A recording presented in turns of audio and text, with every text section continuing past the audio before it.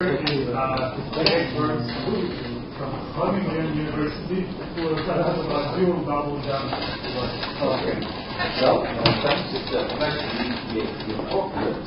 So, by the time of dual double geometry, I really double geometry has been completely close now by object dual to the sphere, that is to say, solenoids. That is planes that whose tension scale is the inverse square of the same coordinates.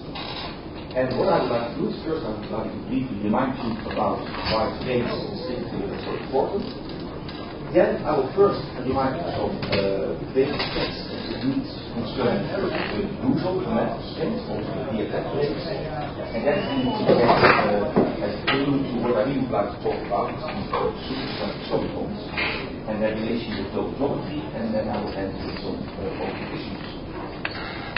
So first the introduction. So planes are really massive objects that divide space-time in the number of build volume directions and transverse directions. So in that sense we call a string one plane, that we mentioned superman plane, two plane, etc. And they play an important role in understanding the whole string. For instance, the net plane space plays an important role in calculation of the entropy of certain black holes, etc. And they become part of string theory.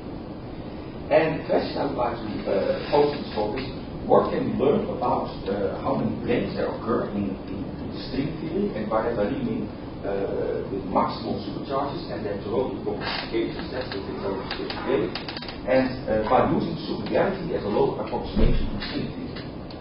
And you might ask, well, what is it new to say? This is known for a long time, but the new input I would like to use is that it has become clear in recent years that these supergravity theories, the usual way we know them is we only use fields that describe physical degrees of freedom, but it can be extended with a certain number of fields.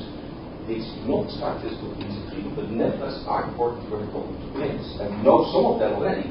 For instance, in 2A supergravity, there is a 9-form potential coupled to the DFF8 plane. That 9-form potential doesn't describe any degree of freedom. It's moved to the Romans mass parameter, which is a corresponding constant. But nevertheless, so it's also not dictated by the representation theory of the superstring algebra, but nevertheless it's important to understand the existence of the DFF8 plane. And a nice classification of all these possible extra fields in supergravity has been constructed in recent years, and I would like to discuss how to use these fields to see whether we really know everything about the range of string theory and the toroidal compactifications. So, I also, as I said, I will mainly concentrate about the planes which are so chemically behaving in the sense that their tension scales with the inverse square of the string coordinates. But before getting to these supersonic solenoids, I first want to say something about the fundamental planes, the DFF planes, as a warm-up. So, if you consider in 10 dimensions you have the fundamental string, but if you go to low dimensions, then you also have the react string, say the fundamental zero planes. And it turns out that for every compactified reaction, you don't get only one zero plane, a react string, but also from the reduction of the PPA, there is the second fundamental zero plane. So you get two zero planes from one wrapping. And correspondingly also the one-form potentials that couple to these zero planes, they organize themselves nicely in the vector representation of the T-delta group, which is S of 10 minus D, 10 minus D. And so in low dimensions you have not only strings but also zero planes, and by the way, the fundamental string has a tension which is independent of the string constant. Now, if you write down the Bergshoeff term of a string in low dimensions, usually it's just the universal two form, it's two back to the two-dimensional build volume. But it turns out that these gauge transformations of these one forms, the zero planes and the string, they mix, they form one algebra, and you can't make a gauge invariant action Bergshoeff term coupling by only considering the universal two form. We have to add also these one forms multiplied by the curvature, which is basically the curvature of extra build volume scalars. So for every compactified direction, we have to introduce two extra scalars, and this A is also very reflective of the T-delta group in order to construct a gauge invariant Bergshoeff term. So effectively, that's the idea of double geometry. For every compactified reaction kind of subset, there's a double torus, and that you really need to construct a gauge invariant Bergshoeff term.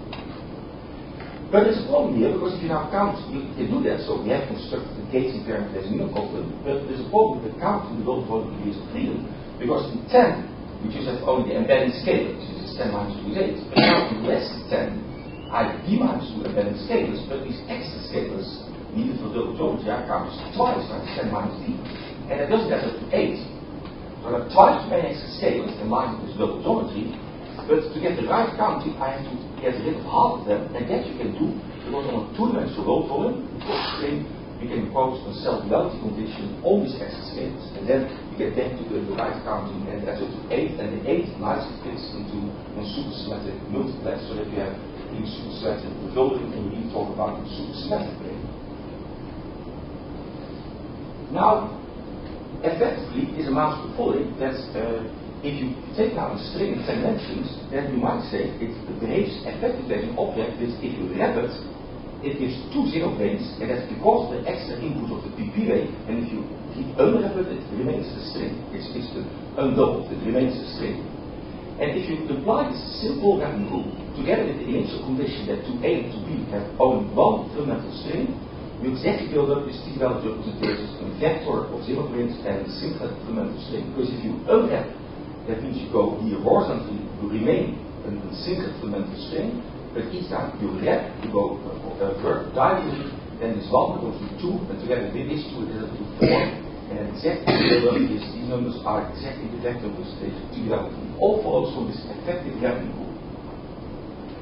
Okay, these were fundamental branes. Let's now go to the D-branes. They go slightly different. They organize themselves in different representations of T-value, namely as Karel Spino representations of T-value.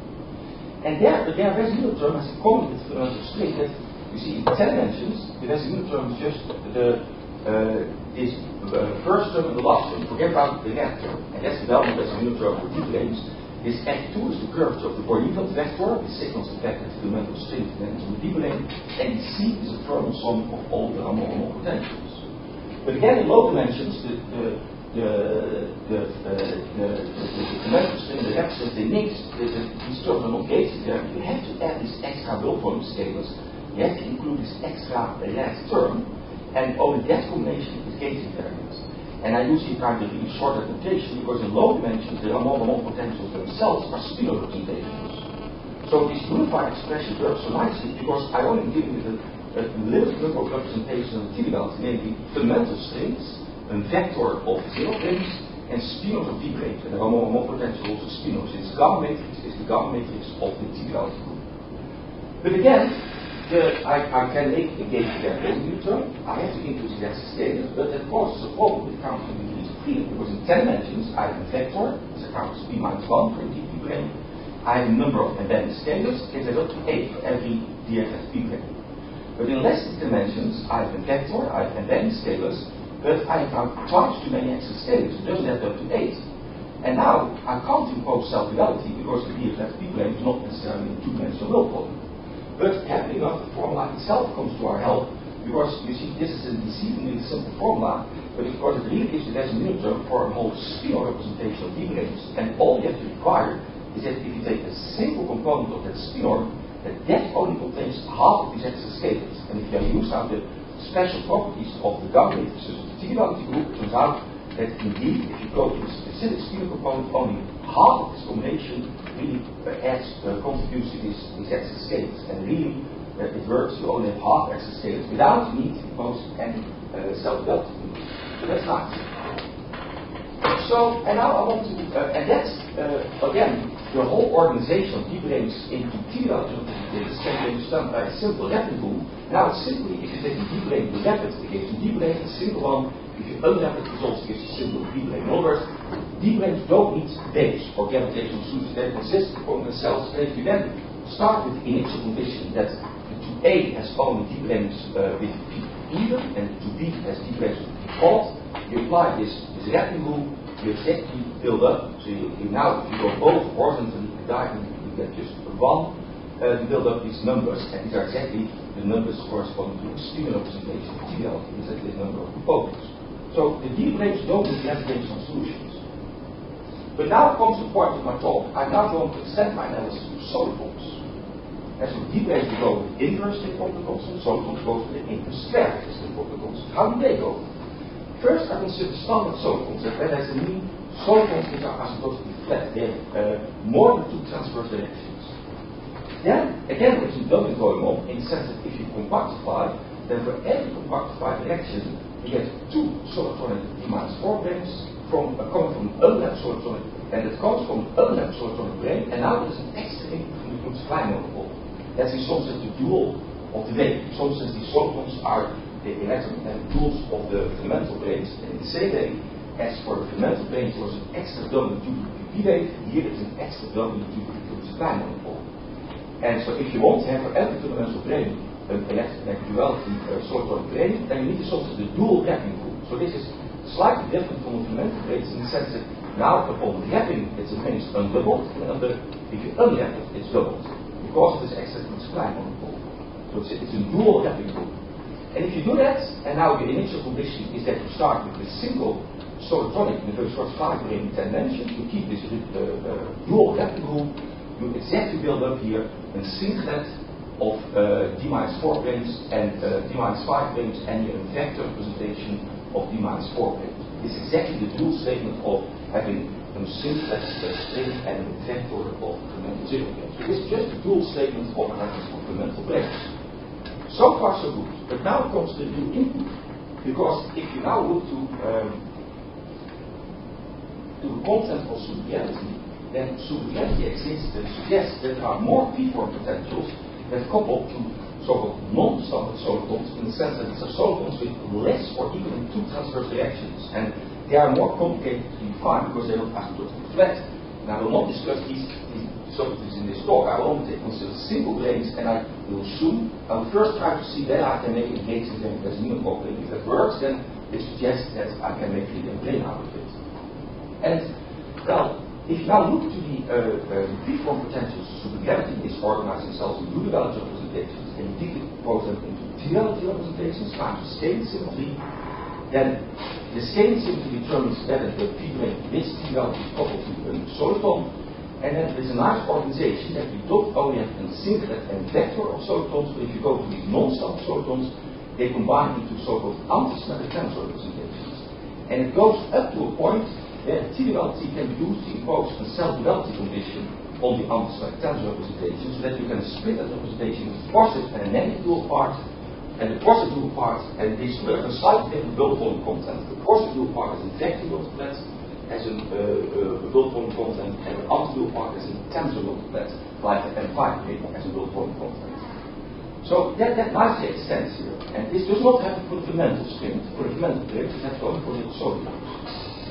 Now, but the new feature is that it turns out that not for all these representations you can make asymmetric Casimir couplings. It turns out that, and you have to then really to believe me, but you can do the analysis, that you in general get too many build volume potentials if you try to write down the Casimir coupling, and you really have to figure out only certain components get the right projections.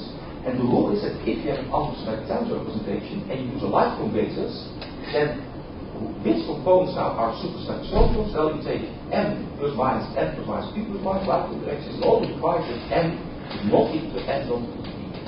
So if you take a solitonic 4 brain in 6, this is an antisymmetric three-inch representation, then A can be either 1 to 4, 1 3 4, 2 3 4, and well, there are 4 possibilities times plus minus 8, that gives you 38 supersymmetric bundles. So the idea is that if you take 6 dimensions together, there is a duality is as defined from above. There is a potential that couples to 4 brains in the 144. If you do the decomposition of T-duality, only 56 couples of solitons, and out of this 56, only 32 are supersymmetric. So it's kind of long calculation, but you get 32 supersymmetric solitons. And for instance, here in 6 dimensions, I summarize the situation. Here are all the p-form potentials of superreality. Here you have the standard vector of fundamental zero brains and fundamental string. This is the family of DFZ brains. This is the standard singlet vector of solitons. And here are my new non-standard solitons. And these are the numbers which are supersymmetric. And you get them out of this by doing all this considerable required supersymmetry. But now something very nice happens, because you wonder where do these numbers now come from, these lower numbers. Well, it turns out that these numbers can also be produced in a completely different way. Namely, you just apply the same dual wrapping rule, but you allow now also solitons with less or equal than 2 transverse directions. So this was my previous slide, only had the flat numbers, the singlet and vector, But you see here, I didn't get this soliton down to here because this has too low number of transverse directions. But if you just allow the Happy group to produce also these solitons, you exactly produce these numbers if you find the supergalactic. So for instance, I had these numbers 1, 8, 24, 32, 16. These are the numbers here, which I have here. So here they follow from a quantitative supergalactic property. Here they follow from just the result of applying a simple dual Happy group on a single Bergshoeff 5 plane. But there's a problem because you see the dual Happy group for the singlet and the vector could be understood because there was an extra input by the supply monopole. But I used up, I can to apply, if I want to dual Happy group also for these guys, I need further input. I need more solitons. And I can't use the supply monopole. And so the question is where does all these extra solitons come from? And the suggestion is now that you see in some sense the supply monopole we call standard in the sense that the number of transverse directions is 3. And in some sense what it looks like is that you should also be able to find the classes are instinctively also in some sense non-standard supply monopoles whose transverse dimensions are 2 or less.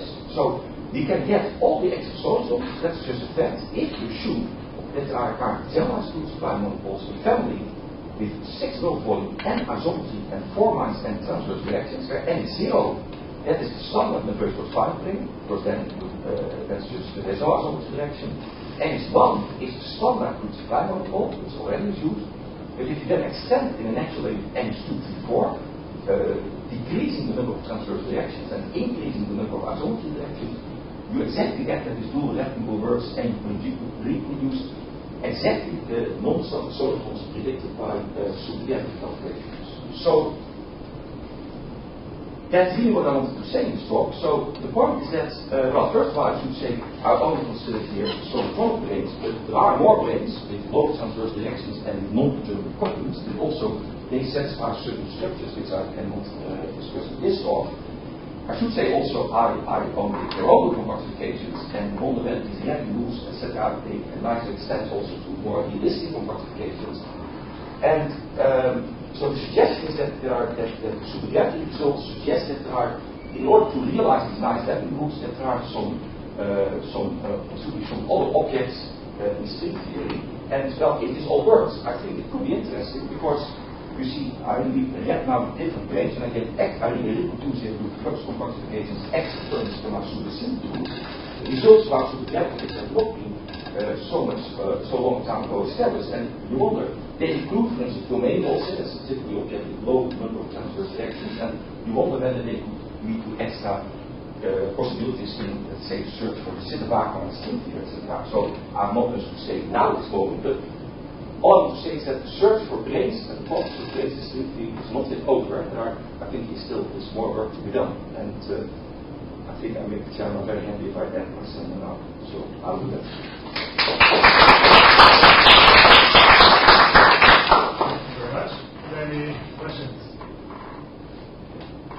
Is there a link between your results in supergravity and I understood that people can be classifying things using the multi-algebra, like B9,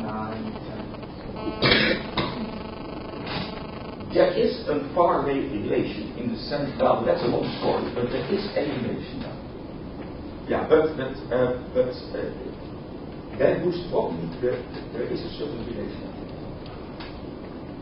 Well, I didn't discuss it in this talk because we're going too technical, but you could argue that there are certain relations on the background, yeah, but what their precise meaning is, I do not yet understand, but there is some relation now. Could you go back a few slides where it shows... Just say stop. Oh yeah, you know, sorry. This one? Six modes, more... Forward or backwards? Please go... This? No. So, well, you said there should be some generalized AK monopole like... Yeah, so yeah. So if you take n to be 2... Yeah. Is it something like F37 brain? Well, yeah, but the point is that... Is it one example of your... Well, it is... So it has in common with the DFZ7 brain that the DFZ7 brain only has also 2 transverse directions, which means that it's a defect brain. So that means also that as a single brain it's not consistent. You have to integrate over moduli space, etc., to make fine n distributions. So that's why these monopoles are also non-standard in the sense that as a single object it will probably not be well defined. I also have to do here something to integrate with something to make it a finite solution, and that's why perhaps they are not yet well investigated in the literature. And I'm not showing you that I can give a meaning to them, or I'm saying that it's very natural that they would be around and I would have this beautiful thing somehow unified. And that's why, but you will encounter certain. The only difference is that we have several elements in deep brain, which take couples with inverse coupling, and these are solitons, so they go with inverse coupling squared. That's the difference. It's not a theoretical.